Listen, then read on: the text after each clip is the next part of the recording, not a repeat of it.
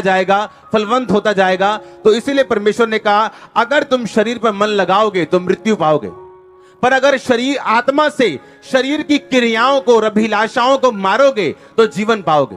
वो जीवन कहां होगा? तुम्हारे घर में। वो जीवन कहां होगा? तुम्हारे फाइनेंस में, तुम्हारे कैरियर में, तुम्हारे शरीर में, तुम्हारे बच्चों में, तुम्हारे माता पिता में, तुम्हारे घर में, हर जगह तुम जीवन पाओगे अगर मेरा आत्मा तुम में बसेगा और तुम आत्मा के अनुसार चलोगे तो।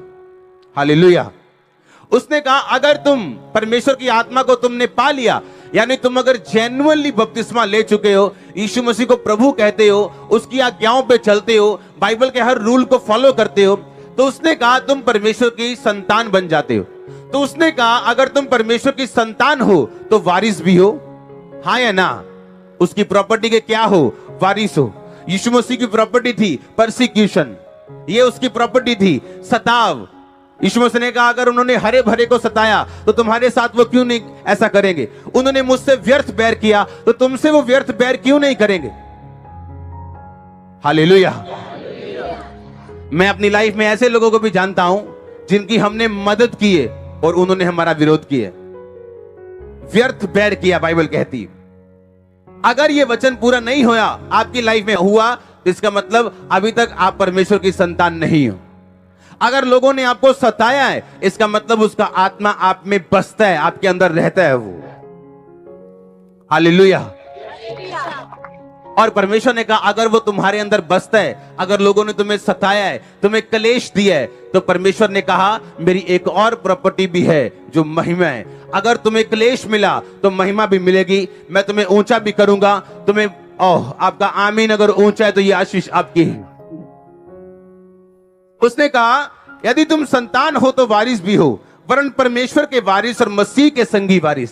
संगी वारिस का मतलब 50-50 नहीं, संगी वारिस का मतलब परमेश्वर और मैं एक चीज के इकट्ठे मालिक हैं। यीशु मसीह और मैं इस माइक के इकट्ठे मालिक हैं। यीशु मसीह भी इसे कभी भी इस्तेमाल कर सकते हैं और जब मेरा दिल करे मैं भी इस माइक को कभी भी इस्तेमाल कर सकता हूं। आपके पास जो बैग है वो यीशु मसीह भी उसका मालिक है, आप भी उसके मालिक हैं। जो यीशु मसीह का वो मेरा है, जो मेरा वो यीशु मसीह का। अगर कहता उसका आत्मा अगर तुम में बसता है तो तुम उसके वारिस हो, संगी वारिस हो। अगर तुमने दुख उठाया तो उसके साथ तुम महिमा भी पाओगे, तुम्हारी इज्जत दूसरों से ज्यादा होगी, लोग तुमसे ज्यादा प्यार भी करेंगे। अगर 10 लोग तुमसे नफरत करते हैं तो 10 करोड़ लोग तुमसे प्यार करने वाले भी होंगे।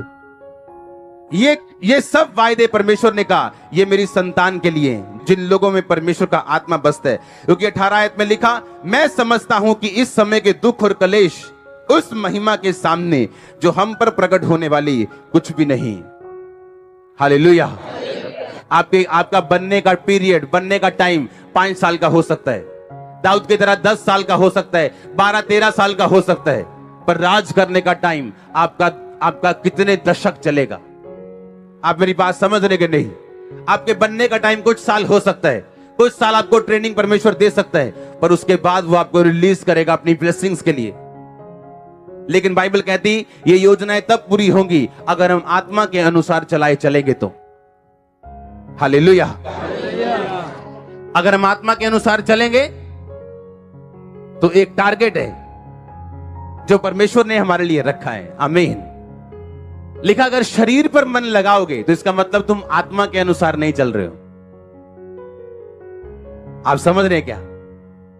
अगर तुम शरीर पर तो तुम आत्मा के अनुसार नहीं चल रहे हो। शरीर पर मन लगाना लिखा मौत है, आत्मा पर मन लगाना जीवन है। आपको ध्यान से समझना है। हाँ, आ जाओ एक जना। वो सामने प्रभु का टारगेट है जो आपके लिए परमेश्वर ने सोचा। वो सामने क्या है? वो प्रभु की बुलाहट है, यानी परमेश्वर ने आपके लिए कुछ सोचा हुआ है, इसलिए आपको उसने अपने पास बुलाया। कि ऐसे ही बुला लिया? हाँ, उसने अपना लहू दे के आपको बुलाया, ऐसे नहीं बुलाया। उसने फालतू में नहीं बुलाया। अब प्रॉब्लम कहां पे? वो सामने टारगेट तभी मिल सकता है अगर आत्मा आपके कान में बात करे तो। हाँ, ये वाला कान नहीं, कौन सा वाला? अंदर वाला कान। वो कान बाइबल पढ़ते भी चालू हो सकता है यहां बैठे भी, वचन सुनते भी, फास्टिंग में, प्रेयर में, और परमेश्वर कई बार बहुत लंबी बात नहीं करता, एक झटके में वो ऐसी चीज आपको बोल जाता है, आपको मालूम होता है कि ये प्रभु ने कहा है। आमीन। अब वो क्या है? परमेश्वर का। लेकिन वो मिलेगा कैसे? अगर तुम आत्मा के अनुसार चलोगे। तो वो टारगेट सामने है। प्रभु ने बताया मैं तेरी जिंदगी में बड़े काम करूंगा। अब मुझे पता है कि बड़े काम होंगे, मुझे पता है कि ये वाले काम होंगे, ये वाले काम होंगे, पर मुझे चलना कैसे पड़ेगा? आत्मा के अनुसार। क्योंकि जैसे ही मैं चलूंगा, ये तो टारगेट दिख रहा है, आपका टारगेट आपको दिखेगा नहीं। परमेश्वर कहां लेके जाना चाहता है पूरी तरह साफ भी नहीं होगा कई बार, पर आपको यह मालूम होगा कुछ बड़ा है मेरे सामने। और जब ये चलेगा आत्मा के अनुसार, क्योंकि परमेश्वर इससे बात कर रहा है, सीधे चल, सीधे चल, सीधे चल। हाँ, प्रभु इससे बात कर रहा है। सुनो, अब इधर और इधर क्या है? डिस्ट्रैक्शन है। ये बुला रहा है उसको, बुला इसको। अब ये आत्मा के अनुसार चल रहा है और ये इसको आ जा इधर। अब इधर शरीर है, क्या है इधर? अगर ये इधर जाएगा तो अपने टारगेट से क्या हुआ? हट गया कि नहीं? क्योंकि शरीर के अनुसार चलना तो परमेश्वर से बैर रखना है। अब परमेश्वर चाहता है ये सीधा चले, लेकिन कुछ चीजें इसको इधर ले गई। अब इधर शैतान भी है। अगर वहां जीवन था, यहां मौत भी है। हां, अटैक्स होंगे, प्रॉब्लम्स आएंगी। सुनो ध्यान से, अलग अलग चीजें होंगी, फ्रस्ट्रेशन आएगी, दुख आएंगे, झमेले आएंगे, और तब मालूम होगा नहीं मैं गलत जगह पे आ गया हूं। अब ये मुंह फिर उधर को हो जाएगा। प्रभु बोलेगा अब चल फिर से। हाँ, फिर से, फिर से। अब इधर फिर कोई डिस्ट्रैक्शन आ गई। हाँ, अब ट्विटर आ गया, ट्विटर, अब ट्विटर आ गया। हाँ, आ जा इधर, आजा भी। अब ध्यान, ये विश्वासियों का हाल है। उन्हें मालूम है सीधा चलना है, वो सामने मेरा टारगेट है। परमेश्वर ने बड़े काम के लिए मुझे चुना है, पर कभी ये आ गया, कभी वो आ गया, और यही घूमते रहेंगे सारे विश्वासी। पर आपको सीधा चलना है। आमीन। लिखा, अगर तुम आत्मा से, अपनी स्पिरिट से शरीर की क्रियाओं को मारोगे, हां, इसको दूर करना है, मार के चल भाग जा, तो कहता तुम जीवित रहोगे और फिर तुम चलोगे फिर से। हां, और ऐसा नहीं कि शैतान रोकने की कोशिश नहीं करेगा, वो बीमारियां नहीं भेजेगा या वो दुख नहीं भेजेगा, वो सब कुछ करेगा ताकि आप उस लाइन को छोड़ दो। हालेलुया।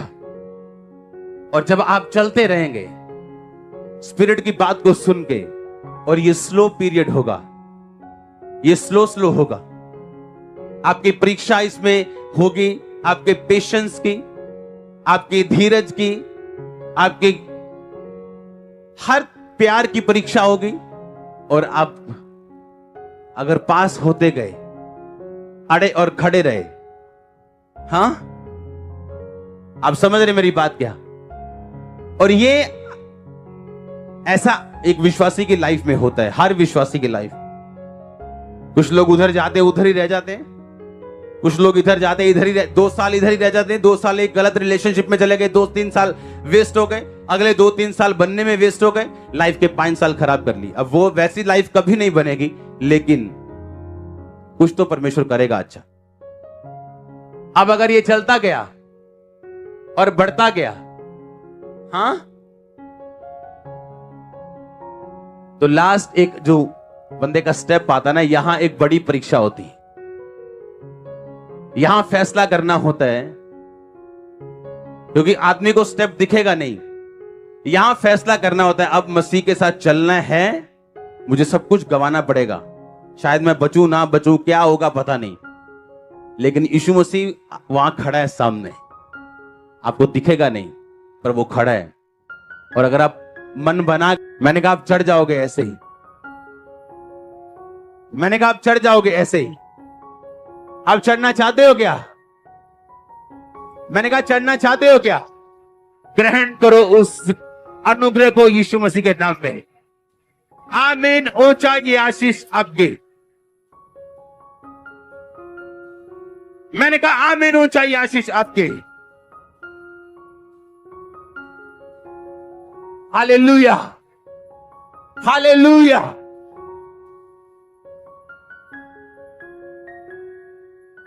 कितने मेरी बात को समझ रहे हैं?